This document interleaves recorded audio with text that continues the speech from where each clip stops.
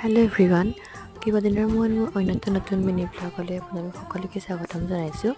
আজি ৰাতিপুৱাই মই বনাব লাগিব এতিয়া ভাত, যিহেতু মা গৈছে বেংকলৈ, গতিকে মই দাইল ভাজিখিনি বনাবৰ কাৰণে ঘৰতে লাগি থকা জলকীয়া ছিঙিবলৈ আহিলোঁ। আৰু এইফালে মই ভোট জলকীয়া পুলি ৰুইছোঁ দেই, টাউনৰ পৰা আনিছোঁ সেইদিনা। অৱশ্যে ভোট জলকীয়া হয়নে নহয় বাৰু লাগিলেহে গম পাম। আৰু এইফালে ছালত লাগি আছিলে এটা ৰঙালাও, এইটো ভাইটিয়ে পাৰি দিছে অৱশ্যে, আৰু অলপ ডাঙৰ হ'লে কিন্তু আমি বুঢ়া হ'ল বুলি পাৰি আনিলোঁ। ভাত পানী খাই আজৰি হৈ আমি লগৰ চাৰিজনী গ'লোঁ টাউনলৈ। অলপমান বজাৰ আছিলে, মানে লগৰ এজনী বিয়া আহি আছে, সেইবাবে কাপোৰ কানি বজাৰ অলপ কৰিব লগা আছিলে। আৰু এনেও বিয়া বুলি ক'লে কাপোৰ কানি বজাৰেই বেছি থাকে। টাউন পায়ে ফাৰ্ষ্ট আমি পেট পূজা কৰি ল'লোঁ, মানে চাহ খালোঁ। তাৰপাছত গ'লোঁ কাপোৰৰ দোকানত কাপোৰ চাবৰ কাৰণে। এফালে ইয়াত তিনিজোৰ কাপোৰ লৈ ল'লে। অৱশ্যে মই বাৰু কাপোৰ কিনিম বুলি যোৱা নাছিলোঁ, কিন্তু এই কাপোৰযোৰ পালোঁ মই 300 টকাত, সেইবাবে লৈ ল'লোঁ। আৰু এইফালে পদূলিমুখত ৰৈ আছে আইতা। আমি ক'ৰবালৈ গ'লে ঘৰলৈ অহা অকণমান দেৰি হ'লে সদায় এনেকৈ ৰৈ থাকে। আৰু আকৌ এটা নতুন ভিডিঅ' লগ পোৱাৰ হয়। আজি ভিডিঅ'টো